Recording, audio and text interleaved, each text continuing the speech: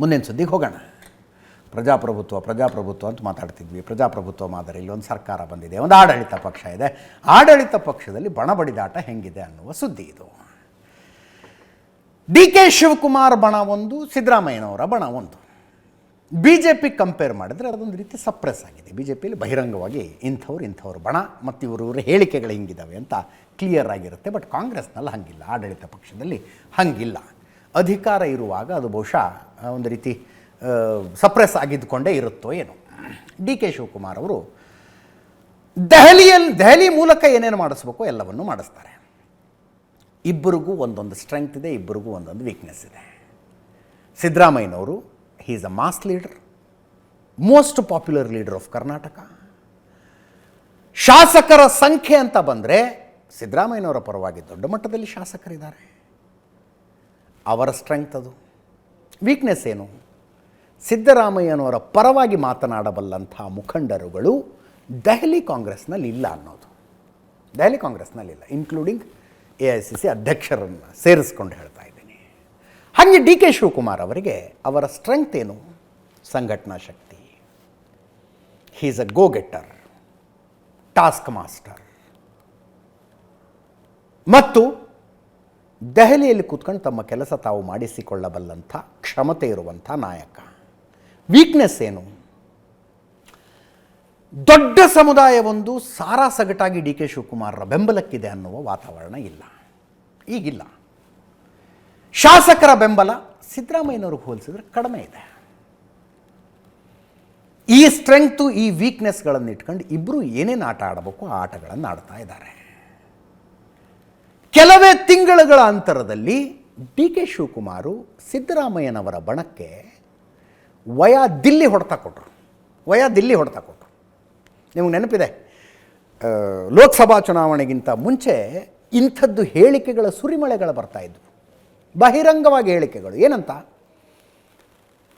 ಪಕ್ಷದ ಹಿತದೃಷ್ಟಿಯಿಂದ ಇನ್ನು 2 ಅಥವಾ 3 ಜನ DCMಗಳನ್ನು ಮಾಡಬೇಕು. ಒಬ್ಬ ಒಕ್ಕಲಿಗ DCM ಇದ್ದಾರೆ, ಇನ್ನೊಬ್ಬರು ಲಿಂಗಾಯತರಾಗಬೇಕು, ಮತ್ತೊಬ್ಬರು ದಲಿತರಾಗಬೇಕು, ಮತ್ತೊಬ್ಬರು ಅಲ್ಪಸಂಖ್ಯಾತರಾಗಬೇಕು. ಹೀಗೆ ಮಾಡಿದ್ರೆ ಲೋಕಸಭಾ ಚುನಾವಣೆಯಲ್ಲಿ ತುಂಬ ದೊಡ್ಡ ಶಕ್ತಿ ನಮಗೆ ಬರುತ್ತೆ, ಹೆಚ್ಚು ಸ್ಥಾನಗಳನ್ನು ಗೆಲ್ತೀವಿ ಅಂತ ಹೇಳಿಕೆಗಳ ಮೇಲೆ ಹೇಳಿಕೆಗಳು ಬರ್ತಾ ಇದ್ವು. ಆ ಹೇಳಿಕೆಗಳ ತಾತ್ಪರ್ಯ ಏನು? ಡಿ ಕೆ ಶಿವಕುಮಾರ್ ಒಬ್ಬರೇ ಯಾಕೆ ಮೆರಿಬೇಕು ಅಂತ ಕೇಳ್ದಂಗೆ ಅವರು. ಆವಾಗಲೂ ಹಿಂಗೆ ಒಂದರ ನಂತರ ಒಂದರಂತೆ ಡಿನ್ನರ್ ಮೀಟಿಂಗ್ ಅಂತೆ, ಲಂಚ್ ಮೀಟಿಂಗ್ ಅಂತೆ. ಡಿ ಕೆ ಶಿವಕುಮಾರ್ ಒಂದು ಸಲ ಹೋಗಿ ದಿಲ್ಲಿಗೆ ಕೂತ್ಕೊಂಡ್ರು. ಯಾರಿಗೇನು ಮಾತಾಡಬೇಕು ಮಾತಾಡಿದ್ರು. ದಿಲ್ಲಿಯಿಂದ ಯಾರ್ಯಾರಿಗೆ ಫೋನ್ಗಳು ಬರಬೇಕಾಗಿತ್ತು ಬಂದವು. ಆವತ್ತಿನಿಂದ ಅಂಥದ್ದು ಒಂದು ಹೇಳಿಕೆ ಇಲ್ಲ, ಅಂಥ ಒಂದು ಡಿನ್ನರ್ ಮೀಟಿಂಗ್ ಇಲ್ಲ. He just finished it. ಅದಾದ ಮೇಲೆ ಇತ್ತೀಚೆಗೆ ಹಾಸನದಲ್ಲಿ ಸಿದ್ದರಾಮಯ್ಯ ಸ್ವಾಭಿಮಾನಿ ಸಮಾವೇಶ ಮಾಡ್ತೀವಿ ಅಂತ ಸಿದ್ದರಾಮಯ್ಯನವರ ಬೆಂಬಲಿಗರು ಹೊರಟರು. ಹಾಸನದಲ್ಲಿ, ಮೈಸೂರಿನಲ್ಲಿ ಮಾಡ್ದಂಗೆ ನಾವು ಹಾಸನದಲ್ಲಿ ಮಾಡ್ತೀವಿ ಅಂತ. ಒನ್ಸ್ ಅಗೇನ್ ಸಿದ್ದರಾಮಯ್ಯನವರ ಶಕ್ತಿ ಪ್ರದರ್ಶನ. He is a popular leader, mass leader. ಜನ ಬರ್ತಾರೆ, ನಾಯಕರುಗಳಿರ್ತಾರೆ. ಸಮಾವೇಶ ಅವರು ಅಂದ್ಕೊಂಡು ಹಾಗೆ ಆದರೆ ಸಿದ್ದರಾಮಯ್ಯನವರ ಜೈ ಜೈಕಾರಗಳಾಗ್ತವೆ. ಡಿ ಕೆ ಶಿವಕುಮಾರ್ ಏನು ಮಾಡ್ಬೇಕಂಥದ್ರಲ್ಲಿ ಮತ್ತೆ ದಿಲ್ಲಿಗೆ ಹೋದರು. ಯಾರ್ಯಾರಿಗೆ ಏನೇನು ಮಾತಾಡಬೇಕು ಮಾತಾಡಿದ್ರು. ದೆಹಲಿಯಿಂದ ನೇರವಾಗಿ ಆದೇಶ ಬಂತು, ಸಿದ್ದರಾಮಯ್ಯ ಸ್ವಾಭಿಮಾನಿ ಸಮಾವೇಶ ಅಲ್ಲ, ಕಾಂಗ್ರೆಸ್ಸಿನ ಸಮಾವೇಶ ನಡೀಲಿ. ಅಲ್ಲಿ 6-7 ಜಿಲ್ಲೆಗಳಿಂದ ಜನರನ್ನು ಕರ್ಕೊಂಡು ಬರಬೇಕು ಅಂತ ಇವರು ತಯಾರಾಗಿದ್ದರು. ಬೇಡ ಹಾಸನದವರಷ್ಟೇ ಬರಲಿ ಸಾಕು ಅಂತ. 2ನೇ ಸಲ ಡಿ ಕೆ ಶಿವಕುಮಾರ್ ತಮ್ಮ ದೆಹಲಿಯಲ್ಲಿ ತಾವು ಇಟ್ಕೊಂಡಿರುವ ಪ್ರಭಾವವನ್ನು ಬಳಸ್ಕೊಂಡು ಸಿದ್ದರಾಮಯ್ಯ ಟೀಮನ್ನು ತಣ್ಣಗೆ ಮಾಡಿದ್ರು. ಈಗ 3ನೇ ಸಲ. ಭಾಳ ದಿವಸ ಆಯ್ತು ಎಲ್ಲೂ ಹೋಗಿಲ್ಲ ಅಂತ ಇವರು ಫ್ಯಾಮಿಲಿ ಜೊತೆಗೆ ನ್ಯೂ ಇಯರ್ ಸೆಲೆಬ್ರೇಷನ್ಗೆ ಅಂತ ಕೆನಡಾ ಕಡೆ ಹೋದರೆ, ಈ ಕಡೆ ಸತೀಶ್ ಜಾರಕಿಹೊಳಿ ಸಿದ್ದರಾಮಯ್ಯನವ್ರನ್ನ ಮನೆಗೆ ಕರೆಸ್ಕೊಂಡು ಇನ್ನು 4 ಜನ ಸಚಿವರನ್ನು ಕರೆಸ್ಕೊಂಡು ಒಂದು ಡಿನ್ನರ್ ಮೀಟಿಂಗ್ ಮಾಡಿಬಿಟ್ರು. ಅದಕ್ಕೊಂದು ಪೊಲಿಟಿಕಲ್ ಇಂಪಾರ್ಟೆನ್ಸ್ ಬಂತು.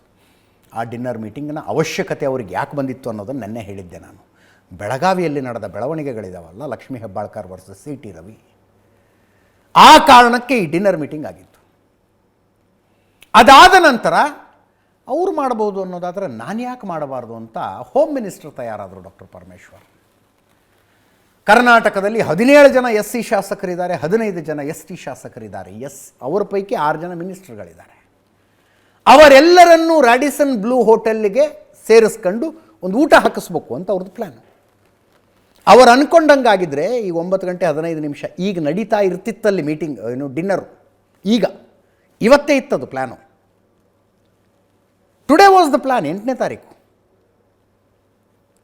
ಡಿ ಕೆ ಶಿವಕುಮಾರು ಕೆನಡಾದಿಂದ ನೇರವಾಗಿ ದಿಲ್ಲಿಗೆ ಬಂದಿಳಿದು ರಣದೀಪ್ ಸಿಂಗ್ ಸುರ್ಜೇವಾಲಾ ಉಳಿದಂತೆ ಯಾರ್ಯಾರನ್ನು ಮೀಟ್ ಮಾಡಬೇಕು ಮಾಡಿ ವೇಣುಗೋಪಾಲು ಒನ್ಸ್ ಅಗೇನ್ ಫೋನ್ ಮಾಡಿಸಿದ್ರು. ಅವ್ರದ್ದೇ ಫೋನ್ ಬಂದಿದೆ, ಅದ್ರ ಬಗ್ಗೆ ಪ್ರೆಸ್ ನೋಟ್ನಲ್ಲಿದೆ. ಸ್ಟಾಪ್ ಮಾಡಿ ಇದನ್ನು ಅಂತ, ಸ್ಟಾಪ್ ಅಲ್ಲ, ಮುಂದೂಡಿ ಇದನ್ನು ಅಂತ. ರಣದೀಪ್ ಸಿಂಗ್ ಸುರ್ಜೇವಾಲಾ ಡಾಕ್ಟರ್ ಪರಮೇಶ್ವರ್ಗೆ ಫೋನ್ ಮಾಡಿ ಮಾಡಬೇಡಿ ಡಿನ್ನರ್ ಮೀಟಿಂಗ್ನ ಅಂತ ಹೇಳ್ಬಿಟ್ರು. 3ನೆಯ ಸಲ ಡಿ ಕೆ ಶಿವಕುಮಾರ್ ದೆಹಲಿಯ ತಮ್ಮ ಪ್ರಭಾವವನ್ನು ಬಳಸಿಕೊಂಡು ಸಿದ್ದರಾಮಯ್ಯ ಬಣದ ಏನು ಹೇಳ್ತೀರಿ ನೀವು, ಆಟಕ್ಕೆ, ತಂತ್ರಕ್ಕೆ ಪ್ರತಿತಂತ್ರ ಇಟ್ಟಿದ್ದಾರೆ. ಇದು ಇಲ್ಲಿಗೆ ನಿಲ್ಲತ್ತಾ ಗೊತ್ತಿಲ್ಲ. ಡಾಕ್ಟರ್ ಪರಮೇಶ್ವರ್, ರಾಜಣ್ಣ ಅವರು ಆಡ್ತಾ ಇರುವ ಮಾತುಗಳನ್ನು ಕೇಳಿದ್ರೆ, ಇನ್ಕ್ಲೂಡಿಂಗ್ ಸತೀಶ್ ಜಾರಕಿಹೊಳಿ ಆಡ್ತಾ ಇರುವ ಮಾತುಗಳನ್ನು ಕೇಳಿದ್ರೆ, ಇದು ಇನ್ನೂ ಮುಂದುವರಿಯುವ ಲಕ್ಷಣಗಳು ಕಾಣಿಸ್ತಾ ಇದೆ. ಡಿನ್ನರ್ಗೆ ತಡೆ ಕೊಟ್ಟಿರೋದು, ಅದನ್ನು ಮುಂದೂಡಿರೋದು ಇವರಿಗೆ ಸಿಟ್ಟು ತರಿಸಿದೆ. ಕೇಳಿಸ್ಕೊಳ್ಳಿ ಡಾಕ್ಟರ್ ಪರಮೇಶ್ವರ್, ಹೋಮ್ ಮಿನಿಸ್ಟರ್ ಏನು ಹೇಳ್ತಾರೆ ಅಂತ. ಇದು ನಮ್ಮದೇ ಇಂಟರ್ನಲ್ ಇರೋದ್ರಿಂದ ಡೆಲ್ಲಿ ಅವರಿಗೆ ಹೇಳೋ ಅವಶ್ಯಕತೆ ಇಲ್ಲ ಅಂತ ನಾವೇನು ಹೇಳಿರಲಿಲ್ಲ. ಆದರೆ ಸುರ್ಜೇವಾಲಾ ಅವರು ನಮ್ಮ ಉಸ್ತುವಾರಿ ಪ್ರಧಾನ ಕಾರ್ಯದರ್ಶಿಗಳು, ಅವರು ನನಗೆ ಕರೆ ಮಾಡಿದ್ರು, ದೂರವಾಣಿಯಲ್ಲಿ ಕರೆ ಮಾಡಿ ನಾನು ಕೂಡ ಇದರಲ್ಲಿ ಭಾಗವಹಿಸ್ತೇನೆ. ನಾನು ಅವರಿಗೆ ಆಹ್ವಾನ ಮಾಡಿದೆ. ಅದಕ್ಕೆ ಅವ್ರು ಹೇಳಿದ್ರು ನಾನು ಈಗ ಆಗೋದಿಲ್ಲ, ಸದ್ಯಕ್ಕೆ ಮುಂದಕ್ಕೆ ಹಾಕಿ ಅಂತ ಹೇಳಿದರು. ಪ್ರಧಾನ ಕಾರ್ಯದರ್ಶಿಗಳು ಹೇಳಿದ ಮೇಲೆ ನಮ್ಮ ಪಕ್ಷದಲ್ಲಿ ಅದು ಹೈಕಮಾಂಡಿನ ಸೂಚನೆಗಳು, ಹಾಗಾಗಿ ಅದನ್ನು ಮುಂದಕ್ಕೆ ಹಾಕಿದ್ದೀವಿ, ಕ್ಯಾನ್ಸಲ್ ಮಾಡಿಲ್ಲ. ಡಿ ಕೆ ಶಿವಕುಮಾರ್ ಅವರು ಹೈಕಮಾಂಡ್ ಬಳಿ ಕಂಪ್ಲೇಂಟ್ ಕೊಟ್ಟರು, ಹಾಗಾಗಿ ಇದು ತಡೆ ಆಯಿತು. ಇಲ್ಲಪ್ಪ, ಅದ್ರ ನನಗೆ ಗೊತ್ತಿಲ್ಲ. ಈ ನಮ್ಮ ಪೂರ್ವಭಾವಿ ಸಭೆ ಆಗುವಾಗ ಒಂದು ಹಂತದಲ್ಲಿ ನಾವು ಅವರನ್ನು ಕೂಡ ಆಹ್ವಾನ ಮಾಡಬೇಕು ಅಂತ ಚರ್ಚೆ ಮಾಡಿದ್ವಿ. ಮುಚ್ಚಿಡೋ ಅಂಥದ್ದು ಏನಿಲ್ಲ. ದಲಿತ ಸಮುದಾಯಕ್ಕೆ ಆಗ್ತಕ್ಕಂಥ ಅನೇಕ ತೊಂದರೆಗಳ ಬಗ್ಗೆ ಚರ್ಚೆ ಮಾಡಬೇಕಲ್ಲ. ಸ್ವಲ್ಪ ದಿವಸ ನೋಡಿದ್ರೆ ಗೊತ್ತಾಗ್ಬಿಡುತ್ತಲ್ಲ. ಮತ್ತೆ ಅವಾಗ ನಾವು ಅರೇಂಜ್ ಮಾಡ್ತೀವೋ ಅವಾಗ ಗೊತ್ತಾಗುತ್ತೆ ಅವರು ಯಾವ ಉದ್ದೇಶದಿಂದ ಮುಂದಕ್ಕೆ ಹಾಕ್ಸಿದ್ರು ಅಂತ ಗೊತ್ತಾಗುತ್ತೆ. ನೋಡಿ, ರಾಜಕಾರಣ ಮಾಡಬೇಕು ಅಂದ್ರೆ ಓಪನ್ ಆಗಿ ರಾಜಕಾರಣ ಮಾಡ್ತೀವಿ. ಅದೇನು ಮುಚ್ಚಿಟ್ಕೊಂಡು ಮಾಡೋದೇನಿದೆ? ದಲಿತ ಸಮುದಾಯ ಅಟ್ರಾಸಿಟೀಸ್ಗಳಾಗ್ತವೆ, ಅದ್ರ ಬಗ್ಗೆ ಚರ್ಚೆ ಮಾಡಬೇಕಲ್ಲ. ಯಾರು ಹೇಳಿಲ್ಲ ಹಂಗಂತ, ಸಹಿಸೋದಿಲ್ಲ ಅಂತ ನನಗಂತೂ ಯಾರು ಹೇಳಿಲ್ಲಪ್ಪ. ಹಂಗೆ ಯಾರನ್ನ ಹೇಳಿದ್ರೆ ನಾವು ಅದ್ರ ಬಗ್ಗೆ ತಲೆ ಕೆಡಿಸ್ಕೊಳಕ್ ಹೋಗೋದು. ಒಂದು ವೇಳೆ ನಾವು ಸಹಿಸೋದಿಲ್ಲ, ನೀವು ಮಾಡಿದ್ರೆ ಸಹಿಸೋದಿಲ್ಲ ಅಂತ ಯಾರಾದರೂ ನಮ್ಗೆ ಹೇಳಿದ್ರೆ ಅದಕ್ಕೆ ಉತ್ತರ ಕೊಡ್ತೇವೆ ನಾವು ಸರಿಯಾಗಿ. ಅದಕ್ಕೇನು ತೊಂದರೆ ಇಲ್ಲ, ಆ ಶಕ್ತಿ ಇದೆ ನಮಗೆ. ಇದು ನಮ್ಮ ಡಾಕ್ಟರ್ ಪರಮೇಶ್ವರ್ ಇತ್ತೀಚೆಗೆ ಅವ್ರ ಕಮ್ಯುನಿಕೇಷನ್ ಡಿಫ್ರೆಂಟ್ ಆಗಿದೆ ನೋಡಿ. ಆ ಪ್ರೆಸ್ ನೋಟೇ ಹೇಳ್ತಾ ಇತ್ತು, ನೀವು ನಿಲ್ಲಿಸ್ತೀರಾ, ಡಿನ್ನರ್ ಆಗದೆ ಇರೋಂಗೆ ತಡಿತೀರಾ, ರಣದೀಪ್ ಸಿಂಗ್ ಸುರ್ಜೇವಾಲಾ ಅವರ ಸೂಚನೆಯ ಮೇರೆಗೆ ನಾವು ಇದನ್ನು ನಿಲ್ಲಿಸ್ತಾ ಇದ್ದೀವಿ ಅಂತ ಹೇಳ್ತೀವಿ ಅಂತ.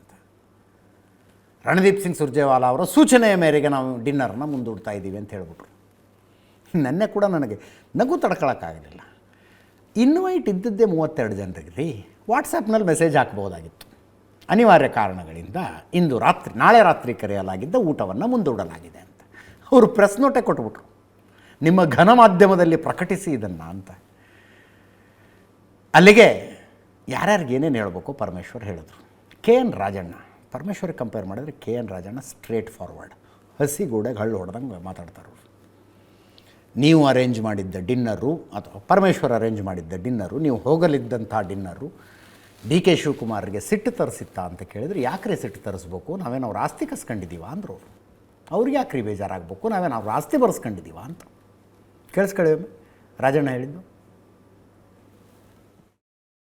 ಪಾರ್ಟಿ ಕ್ಯಾನ್ಸಲ್ ಎಲ್ಲಿ ಆಗಿದೆ ಯಾರು ಹೇಳಿದವರು, ಮುಂದೂಡಿದೀವಿ ಅಷ್ಟೇ.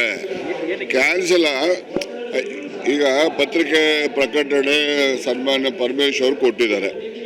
ಏನು ಹೇಳಿದ್ದಾರೆ, ಕೇಂದ್ರದ ಕಾಂಗ್ರೆಸ್ ಹೈಕಮಾಂಡ್ ಅವರು ಅದನ್ನು ಗೊಂದಲ ಈಗಾಗಲೇ ಮೊನ್ನೆ ಆಗಿರೋ ಡಿನ್ನರ್ ಇದ್ರ ಬಗ್ಗೆ ನಡೀತಾ ಇದೆ. ಆ ಗೊಂದಲದ ಜೊತೆಲಿ ಇನ್ನೊಂದು ಗೊಂದಲ ಪ್ರಾರಂಭ ಆಗೋದು ಬೇಡ, ಅದನ್ನು ನೀವು ಮುಂದೂಡಬೇಕು ಅಂತ ಹೇಳಿದ್ರು. ಅದರಿಂದ ಮುಂದೂಡಿದ್ದಾರೆ ಅಷ್ಟೇ. ಕೇಳಬೇಕು, ಏನು ಬೇಜಾರಾಗಕ್ಕೆ ಏನು ಅವ್ರ ಆಸ್ತಿನ ಬರ್ಸ್ಕೊಂಡವ್ರು ಯಾರನ? ಏನಿಲ್ಲ, ಸುಮ್ಮನೆ ನೋಡ್ರಿ, ಇದೆಲ್ಲ ಏನಂದರೆ ಈಗ ಹೈಕಮಾಂಡ್ ಅವ್ರು ಇರಲಿ ಇನ್ನೊಂದಿರಲಿ, ಈಗ ಒಂದು SC STಗಳದ್ದು ಈಗ ಪ್ರೀ ಯೂನಿವರ್ಸಿಟಿ ಮಕ್ಕಳುಗಳಿಗೆ ಮತ್ತು ಯಾರು ಮ್ಯಾನೇಜ್ಮೆಂಟ್ ಕೋಟಾದಲ್ಲಿ ಅಡ್ಮಿಷನ್ ಮಾಡ್ಕೊಳ್ತಾರೆ SC/ST ಹುಡುಗರುಗಳು ಅವ್ರ ಸ್ಕಾಲರ್ಶಿಪ್ಪೇ ಇಲ್ಲ ಅವ್ರಿಗೆ, ಹಾಸ್ಟೆಲ್ಲೂ ಕೊಡ್ತಾ ಇಲ್ಲ ಅವ್ರಿಗೆ. ಮತ್ತು ಇಂಥ ಸಮಸ್ಯೆಗಳನ್ನ ನಾವೆಲ್ಲ ಚರ್ಚೆ ಮಾಡೋಕ್ಕೆ ಅಂತ ಮೀಟಿಂಗ್ ಕರೆದ್ರೆ ಇವ್ರು ನೀವು ಮಾಡಬೇಡಿ ಅಂತ ಅಂದರೆ ಏನು ಇವರೆಲ್ಲ SC/ST ವಿರೋಧಿಗಳ ಇವರೆಲ್ಲ? ಅವೆಲ್ಲ ಭಾಳ ದಿವಸ ನಡೆಯೋದಿಲ್ಲ. ಇಂಥ ಸಮಸ್ಯೆಗಳನ್ನ ನಾವು ಚರ್ಚೆ ಮಾಡಬೇಕು ಅಂತ ಹೇಳಿ ಒಂದು ಸಭೆ ಕರೆದ್ರೆ ಅದಕ್ಕೆ ರಾಜಕೀಯದ ಲೇಪನ ಕೊಟ್ಬಿಟ್ಟು ನೀವು ಮಾಡಬೇಡಿ ಮುಟ್ಬೇಡಿ ಅಂತೆಲ್ಲ ಹೇಳ್ತಕ್ಕಂಥದ್ದು ಇದು SC/ST ಸಮಾಜಕ್ಕೆ ಮಾಡುವಂಥ ಅನ್ಯಾಯ. ಇದು ಮುಂದೂಡಿಕೆ ಅದನ್ನ ಹೇಳಿದ್ರಲ್ಲ, ಈಗ ಅವರೇ ಅದೇ ಹೈಕಮಾಂಡ್ ಪರ್ಮಿಷನ್ ತಗೊಂಡು ಮಾಡಬಹುದು ಅಂತ ಹೇಳಿದ್ರಲ್ಲ. ಕನ್ವಿನ್ಸ್ ಮಾಡಿ ಏನು ಅಜೆಂಡಾ ಇದೆ, ಎದಕ್ಕೆ ಸೇರ್ತಾ ಇದೆ ಅವರೇ ಹೋಮ್ ಮಿನಿಸ್ಟ್ರು ಜನರಲ್ ಸೆಕ್ರೆಟರಿ ಜೊತೆ ಮಾತಾಡಿ ಪರ್ಮಿಷನ್ ತಗೋಬಹುದು. ಕೇಂದ್ರ ಬಿಂದು ನಾವು ಆಗ್ಲಿಕ್ಕೆ ಪ್ರಯತ್ನ ಪಟ್ಟಿಲ್ಲ. ತಾನಾಗಿ ಆದ್ರೆ ಯಾರೇನು ಮಾಡ್ಲಿಕ್ಕೆ ಆಗಲ್ಲ. ತಾನಾಗಿ ಆದ್ರೆ ಏನು ಮಾಡೋದು, ಮಾತಾಡ್ಲಿಕ್ಕೆ ಹೇಳ್ತೀವಿ, ಹೈಕಮಾಂಡಿಗೆ ಕನ್ವಿನ್ಸ್ ಮಾಡಕ್ಕೆ ಹೇಳ್ತೀವಿ. ಸಭೆಯ ಉದ್ದೇಶನ ಮಾಡಿ ಮತ್ತೊಂದ್ಸರಿ ನಿಗದಿ ಮಾಡಕ್ಕೆ ಹೇಳ್ಬೋದ್ರೆ ಕನ್ವಿನ್ಸ್ ಮಾಡಬೇಕಲ್ಲ. ಸಮಸ್ಯೆ ಉದ್ಭವ ಆದಾಗ ಅವರು ಹೈಕಮಾಂಡ್ಗೆ ಹೋಗಿ ಕೇಳಬೇಕು, ನಮ್ದು ಇದು ಸಮಸ್ಯೆ ಇದೆ, ಚರ್ಚೆ ಮಾಡ್ತಾ ಇದೆ ಅಂತ. ರಾಜಕೀಯದಲ್ಲಿ ಹಿನ್ನಡೆ ಮುನ್ನಡೆ ಆಗ್ತಾನೆ ಇರ್ತದೆ, ಅದೇನು ಅದಕ್ಕೇನು ಸೀರಿಯಸ್ ಆಗಿ ತೊಗೊಳ್ಳೋದು ಅವಶ್ಯಕತೆ ಇಲ್ಲ. ಒಂದು ನಾವು ಗೆಲ್ತೀವಿ, ಇನ್ನೊಂದು ಮತ್ತೊಬ್ರಿಗೆ ಗೆಲ್ತಾರೆ, ಮತ್ತೊಬ್ರಿಗೆ ಗೆಲ್ತಾರೆ. ಅದು ರಾಜಕೀಯದಲ್ಲಿ ಯಾರು ಶಾಶ್ವತವಾಗಿ ವಿನ್ನರ್ ಯಾರೂ ಇಲ್ಲ, ಲೂಸರು ಯಾರೂ ಇಲ್ಲ. ಇಲ್ಲ ಫೋನ್ನಾಗೂ ಮಾತಾಡ್ಬೋದ್ರಲ್ಲ, ಏನಂತೆ ಡಿನ್ನರ್ಗೆ ಸೇರ್ಬೇಕಂತ ಇಲ್ಲ, ಫೋನ್ನಾಗೂ ಮಾತಾಡ್ಬೋದು. ಎದಕ್ಕೆ ಆತಂಕ ಆಗ್ಬೇಕ್ರೆ ನಾವು ಊಟ ಮಾಡೋದಿಲ್ಲ ಅಂದರೆ ಬೇರೆಯವ್ರಿಗೆ ಯಾಕೆ ಅವ್ರಿಗೇನು ಸಂಬಂಧ? ನಮ್ಮ ಊಟ ನಮ್ಮ ಇದು ಬೇರೆಯವ್ರಿಗೆ ಯಾಕೆ ಆತಂಕ ಆಗತ್ತದ್ರಿ? ಪ್ರಶ್ನೆ ಇಲ್ಲ. ಅದು ನಮ್ಮ ಅಜೆಂಡಾ, ನಮ್ಮ ಊಟ, ನಮ್ಮ ಸಮಸ್ಯೆ. ಬೇರೆಯವ್ರಿಗೆ ಆತಂಕ ಆಗುವಂಥ ಪ್ರಶ್ನೆ ಉದ್ಭವಿಸಲ್ಲ. ಜಾರಕಿಹೊಳಿ, KN ರಾಜಣ್ಣ, ಪರಮೇಶ್ವರ್ ಇವರ ಪ್ರತಿ ಹೇಳಿಕೆ, ಪ್ರತಿ ವಾಕ್ಯ, ಪ್ರತಿ ಶಬ್ದವನ್ನು ರೀಡಿಂಗ್ ಬಿಟ್ವೀನ್ ದ ಲೈನ್ ಮಾಡೋದಕ್ಕೆ ಹೋದರೆ ಅರ್ಥಗಳು ಎಲ್ಲೆಲ್ಲಿಂದ ಎಲ್ಲೆಲ್ಲಿಗೂ ಬರ್ತವೆ. ಇವುಗಳನ್ನು ಮೆಸೇಜ್ ಅನ್ನಬೇಕು, ಎಚ್ಚರಿಕೆ ಅನ್ನಬೇಕು, ನಿಮಗೆ ಬಿಟ್ಟಿದ್ದು. ಸಮಯ ಕಡಿಮೆ ಇರೋದಕ್ಕೆ ಅಷ್ಟು ರೀಡಿಂಗ್ ಬಿಟ್ವೀನ್ ದ ಲೈನ್ಸ್ ಮಾಡೋದಕ್ಕೆ ಹೋಗ್ತಿಲ್ಲ. 13ನೇ ತಾರೀಕು ಸೋಮವಾರ CLP ಕರೆದಿದ್ದಾರೆ, ಕಾಂಗ್ರೆಸ್ ಲೆಜಿಸ್ಲೇಟಿವ್ ಪಾರ್ಟಿ ಮೀಟಿಂಗು. ಎಲ್ಲ ಶಾಸಕರು ಬರ್ತಾರೆ. ಡಿನ್ನರ್ನ ಕ್ಯಾನ್ಸಲ್ ಮಾಡಿ ಏಕಾಏಕಿ CLP ಕರೆದಿರೋ ಉದ್ದೇಶ ಏನು? CLPಗಳ ಸಾಮಾನ್ಯವಾಗಿ ಶಾಸಕಾಂಗ ಪಕ್ಷದ ಸಭೆಗಳು ಸಾಮಾನ್ಯವಾಗಿ ಅಧಿವೇಶನ ನಡೀತಾ ಇರುವ ಸಂದರ್ಭದಲ್ಲಿ ಬೆಳಗಾವಿಯಲ್ಲಿ ಅಧಿವೇಶನ ಆಗ್ತಾಯಿತ್ತು, CLP ಆಗಿದೆ. ಈ CLP ಅಜೆಂಡಾ ಏನು? ಯಾಕೆ ಕರೆದ್ರು? ಇಂಟ್ರೆಸ್ಟಿಂಗ್ ಇದೆ. ಇನ್ನು BJP ಅವ್ರದ್ದು ಇದೇ ಕಥೆ. BJPಯ 2 ಬಣಗಳಂತೂ ಇದ್ದಾವೆ. ಒಂದು ಬಣಕ್ಕೆ ರಾಜ್ಯಾಧ್ಯಕ್ಷರೇ ನಾಯಕರು, ಇನ್ನೊಂದು ಬಣಕ್ಕೆ ಬಸನಗೌಡ ಪಾಟೀಲ್ ಯತ್ನಾಳ್ ಶಾಸಕರು, ಅವ್ರ ನಾಯಕತ್ವ ಇದ್ದಂಗಿದೆ. ಯಾವ್ಯಾವ ಬಣದಲ್ಲಿ ಯಾರ್ಯಾರಿದ್ದಾರೆ ಅನ್ನೋದರ ಕ್ಲಾರಿಟಿ ನಿಮಗಿದೆ ಈಗಾಗಲೇ. ಮಧ್ಯದಲ್ಲಿ ಒಂದಷ್ಟು ಜನ ಇದ್ದಾರೆ, ತಟಸ್ಥ ಬಣ ಅನ್ಬೋದು ಅದನ್ನ. ಅದರಲ್ಲಿ ಫೋಟೋದಲ್ಲಿ ನೋಡ್ತಾ ಇದ್ದೀರಿ, ಸುನೀಲ್ ಕುಮಾರು, ಬಸವರಾಜ ಬೊಮ್ಮಾಯಿ, CT ರವಿ, ಗೋವಿಂದ ಕಾರಜೋಳರು, ಸೋಮಣ್ಣ ಇತ್ಯಾದಿ ಇತ್ಯಾದಿ. ಇವರೆಲ್ಲ ತಟಸ್ಥ ಬಣ. ಬಸನಗೌಡ ಪಾಟೀಲ್ ಯತ್ನಾಳರಿಗೆ ಶಿಸ್ತು ಸಮಿತಿ ನೋಟಿಸ್ ಕೊಟ್ಟು ನೀವು ಅಂದರೆ ಬಂದು ಆನ್ಸರ್ ಮಾಡಿ ನಮಗೆ ಅಂದಾಗ ಈ ಬಣದ ಅನೇಕರು ಹೋಗಿ ಹೈಕಮಾಂಡ್ ಹತ್ರ ಮಾತಾಡಿದ್ರು, ಆ್ಯಕ್ಷನ್ ಎಲ್ಲ ತಗೋಬೇಡಿ ಅವ್ರ ಮೇಲೆ ಅಂತ, ಉಚ್ಚಾಟನೆ ಎಲ್ಲ ಮಾಡೋಕ್ಕೆ ಹೋಗಬೇಡಿ, ಸಮಸ್ಯೆ ಆಗಿಬಿಡುತ್ತೆ, ಎಚ್ಚರಿಕೆ ಕೊಡಿಬೇಕಿದ್ರೆ ಪರವಾಗಿಲ್ಲ ಅಂತ. ಇವರು ಒಂದು ಮೀಟಿಂಗ್ ಮಾಡಿದ್ದಾರೆ, ಇವ್ರದ್ದು ಡಿನ್ನರ್ ಮೀಟಿಂಗ್ಗೆ. ಸುನೀಲ್ ಕುಮಾರು, ಬಸವರಾಜ ಬೊಮ್ಮಾಯಿಯವರ ನೇತೃತ್ವ ಅಂತ ಹೇಳ್ತಾರೆ ಇದಕ್ಕೆ. ಸುನೀಲ್ ಕುಮಾರ್ ಇದ್ದರು, R ಅಶೋಕ್ ಇದ್ದರು, CC ಪಾಟೀಲ್ರಿದ್ದರು. ಇವರೆಲ್ಲ ಸೇರಿ ಒಂದು ಊಟ. ಇಲ್ಲಿ ಏನು ಚರ್ಚೆ ಆಯ್ತಂತೆ, ಒಂದು ಪ್ರಯತ್ನ ಮಾಡಬೇಕು ಅಂತ ನಿರ್ಧಾರ ಮಾಡಿದ್ದಾರೆ. ಬಸನಗೌಡ ಪಾಟೀಲ್ ಯತ್ನಾಳ್ ಮತ್ತು ವಿಜೇಂದ್ರನ್ ಎದರ ಬದರ ಕೂಡಿಸಿ ಒಂದು ಪ್ರಯತ್ನ ಮಾಡೋದು. ಹಿಂಗಾದ್ರೆ ಸರಿ ಇರೋದಿಲ್ಲ, ಇದನ್ನು ಹೊಂದಾಣಿಕೆ ಮಾಡ್ಕೋಬೇಕು ಅಂತ. ಆಗದೇ ಹೋದರೆ ಅವರು ಬೇಡ ಇವರು ಬೇಡ, ತಟಸ್ಥ ಬಣದ ನಮ್ಮ ಪೈಕಿ ಒಬ್ಬರನ್ನ ಅಧ್ಯಕ್ಷರನ್ನ ಮಾಡಿ ನಾವು ಎಲ್ಲರನ್ನೂ ಮ್ಯಾನೇಜ್ ಮಾಡ್ಕೊಂಡು ಹೋಗ್ತೀವಿ ಅಂತ ಹೇಳ್ತಾರಂತೆ. ಎಲ್ಲರನ್ನೂ ಮ್ಯಾನೇಜ್ ಮಾಡ್ಕೊಂಡು ಹೋಗ್ತೀವಿ ಅಂತ. ಮಂಗಳವಾರ ನಡೆದಿರೋ ಮೀಟಿಂಗ್ ಇದು. ಕಾಂಗ್ರೆಸ್ನವ್ರು ಹೆಂಗೆ ಸ್ಪಷ್ಟೀಕರಣ ಕೊಡ್ತಾರೆ ಹಂಗೆ ಇವರು ಸ್ಪಷ್ಟೀಕರಣ ಕೊಡ್ತಾರೆ. ಕಮಿಟಿ ಮೀಟಿಂಗಿಗೆ ಬಂದಿದ್ವಾ, ಹಾಗೆ ಒಂದು ಊಟ ಮಾಡೋಣ ಅಂತ ಹೋದ್ವಿ ಅಂತ ಸುನೀಲ್ ಕುಮಾರ್ ಹೇಳ್ತಾರೆ. ಕೇಳಿಸ್ಕೊಳ್ಳಿ. ಹೋಟೆಲಲ್ಲಿ ಬಹಿರಂಗವಾಗಿ ಕಾಲಕ್ಕೆ ಯಾವಾಗಲೂ ಮಾಡ್ತೀವಿ, ನಿಮಗೂ ಗೊತ್ತಿದೆ. ಅದಕ್ಕೇನು ಭಾಳ ಮಾತು ಕೂಡ ಅವಶ್ಯಕತೆ ಇಲ್ಲ. ಅದಕ್ಕೆ ಈಗ ಹೈಕಮಾಂಡಿಗೆ ಆಗಲೇ ಅದ್ರ ಬಗ್ಗೆ ಎಲ್ಲ ಇದೆ. ಬಹುತೇಕವಾಗಿ ಈ ತಿಂಗಳು ಅಂತ್ಯದೊಳಗಡೆ ಎಲ್ಲದಕ್ಕೂ ಕೂಡ ಒಂದು ಒಳ್ಳೆಯ ರೀತಿಯಲ್ಲಿ ಒಕ್ಕಟ್ಟಾಗಿ ಪಕ್ಷವನ್ನು ಮುನ್ನಡೆಸುವಂಥ ವಾತಾವರಣ ಹೈಕಮಾಂಡ್ ಕ್ರಿಯೇಟ್ ಮಾಡ್ತದೆ ಅಂತ ವಿಶ್ವಾಸ ನಾನು. ಕಮಿಟಿ ಮೀಟಿಂಗಿಗೆ ಬಂದಾಗ ಶಾಸಕರು ಕಮಿಟಿ ಮೀಟಿಂಗ್ ಅನ್ನು ಮುಗಿಸಿ ಊಟ ಮಾಡೋದು ತಪ್ಪ? ಮತ್ತೆ ಯಾವುದೇ ರೀತಿಯಾದಂಥ ರಾಜಕೀಯ ಮೀಟಿಂಗ್ ನಡೆದಿಲ್ಲ, ರಾಜಕೀಯ ಚರ್ಚೆಗಳು ನಡೆದಿಲ್ಲ. ಪ್ರತಿ ಮಂಗಳವಾರ ಕಮಿಟಿ ಈಗ ವಿಜಯೇಂದ್ರ ಅವರು 10ನೇ ತಾರೀಕು ಡಿನ್ನರ್ ಕರೆದಿದ್ದಾರೆ ಮಾಜಿ ಶಾಸಕರುಗಳಿಗೆ ಅಂತ. ಅವ್ರು ಇದ್ಯಾಕ್ರಿ ಡಿನ್ನರ್ ಈಗ ಅಂದರೆ ಜಿಲ್ಲಾ ಪಂಚಾಯತ್ ತಾಲೂಕ್ ಪಂಚಾಯತ್ ಚುನಾವಣೆಗಳು ಬರ್ತಿದ್ದಾವೆ, ಅದರ ತಯಾರಿ ಬಗ್ಗೆ ಮಾತಾಡಬೇಕು ಅಂತಾರೆ ಅವರು. ಅದರ ತಯಾರಿ ಬಗ್ಗೆ ಮಾತಾಡಬೇಕು ಅಂತ ಬಲ ಪ್ರದರ್ಶನ ನಡೀತಾ ಇದೆ ಬಿ ಜೆ ಪಿಯಲ್ಲಿ, ಯಾರ ಕಡೆ ಎಷ್ಟು ಸ್ಟ್ರೆಂಗ್ತು ಅನ್ನೋದು. ನೋಡೋಣ ಇದು ಎಲ್ಲೆಲ್ಲಿಗೆ ಹೋಗಿ ನಿಲ್ಲುತ್ತೋ ಅಂತ. ಇದರೊಂದಿಗೆ ಇವತ್ತಿನ ನ್ಯೂಸ್ ಅವರು ಮುಗಿಸ್ತಾ ಇದ್ದೀನಿ. ನೇರ ದಿಟ್ಟ ನಿರಂತರ ಸುದ್ದಿಗಾಗಿ ನೋಡ್ತಾ ಇರಿ ಏಷ್ಯಾನೆಟ್ ಸುವರ್ಣ ನ್ಯೂಸ್.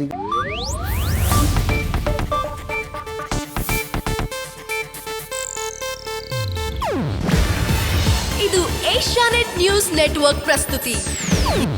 ನೀವು ನೋಡ್ತಿದ್ದೀರಾ ಏಷ್ಯಾನೆಟ್ ಸುವರ್ಣ ನ್ಯೂಸ್.